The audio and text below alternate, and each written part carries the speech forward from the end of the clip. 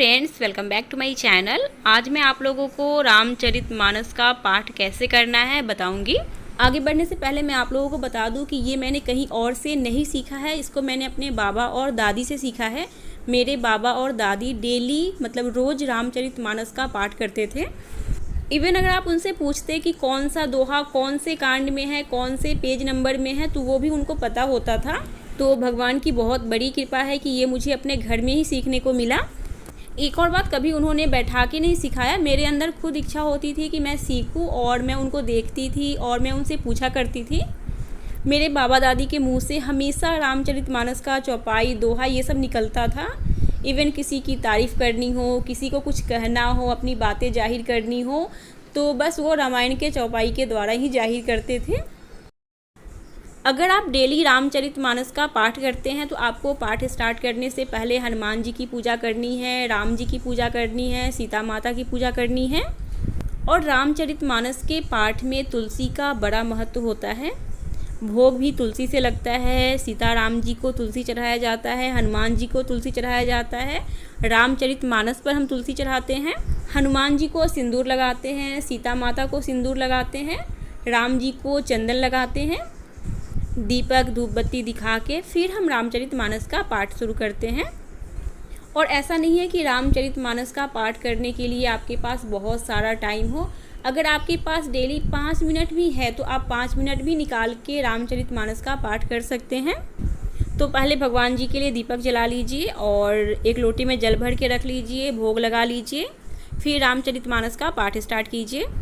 अगर आपने पहले कभी भी रामचरितमानस का पाठ नहीं किया है और पहली बार करना चाहते हैं तो आप किसी भी अच्छे दिन से स्टार्ट कर सकते हैं। जैसे अभी सावन का महीना चल रहा है तो बहुत ही अच्छा महीना है, तो आप इस महीने से भी स्टार्ट कर सकते हैं।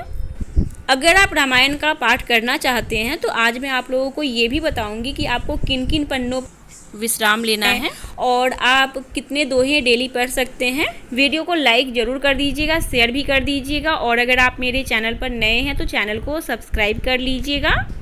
सबसे पहली बात, अगर आप रामचरितमानस रामायण का पाठ शुरू करने जा रहे हैं तो आप सच्चे मन से ही इसका पाठ कीजिए। आपका मन साफ होना चाहिए।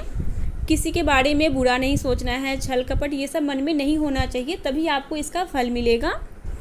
एक तो अखंड रामायण का पाठ होता है जिसको 24 घंटे में पूरा किया जाता है, तो ये तो हमारे जैसे लोगों से पॉसिबल नहीं है, ये आप किसी पंडित से ही करवा सकते हैं। दूसरी होती है नवाह परायण विधि, जिसको कि 9 दिनों में पूरी करनी होती है और इसमें आपको कहाँ कहाँ विश्राम लेना है ये पुस्तक में दी हुई है। तीसरी होती है मास परायण विधि, जिसको कि आपको 30 दिनों में पूरी करनी होती है और इस विधि में भी आपको कौन कौन से पन्ने में विश्राम लेना है ये भी पुस्तक में दिया हुआ है। और जब आप पाठ स्टार्ट करेंगे तो आपको बीच के पन्ने में भी दिख जाएगा कि हाँ यहाँ पर विश्राम है। तो ये हो गई विधि। अगर आप डेली पाठ स्टार्ट करना चाहते हैं तो पाठ शुरू करने से पहले आपको सभी देवी देवताओं का आवाहन करना है और पाठ स्टार्ट करने से पहले आपको इस पुस्तक की भी पूजा करनी है। तुलसी ज़रूर चढ़ाइए और जहां आप विश्राम लेते हैं अगले दिन वहीं से स्टार्ट कीजिए। रामायण का पाठ बालकांड से शुरू होता है। एक और बात, आप संस्कृत की जगह हिंदी भी पढ़ सकते हैं। हमें डेली 5 से 11 दोहे पढ़ने चाहिए। आप 5 दोहे का पाठ कर सकते हैं, 7 दोहे का पाठ कर सकते हैं, 11 दोहे का पाठ कर सकते हैं। अगर आपके पास बिल्कुल भी टाइम ना हो तो आप 1 दोहे का भी पाठ कर सकते हैं। अगर आपको दोहा और चौपाई में कोई कन्फ्यूजन हो तो आप कमेंट करके बताइएगा, मैं अलग से वीडियो शेयर कर दूंगी। अगर आप डेली रामायण का पाठ करते हैं तो इसमें एक धागा दिया होता है, तो आप इसको भी लगा सकते हैं ताकि आपको याद रहे। तो इस तरीके से आप डेली रामायण का पाठ कर सकते हैं। अगर आप लोग बोलेंगे तो मैं अलग से एक डिटेल में वीडियो भी शेयर कर दूँगी। और आपको ये वीडियो कैसा लगा कमेंट करके बताइएगा। अच्छा लगा हो तो लाइक कर दीजिएगा, शेयर कर दीजिएगा, चैनल को सब्सक्राइब कर लीजिएगा। Thank you.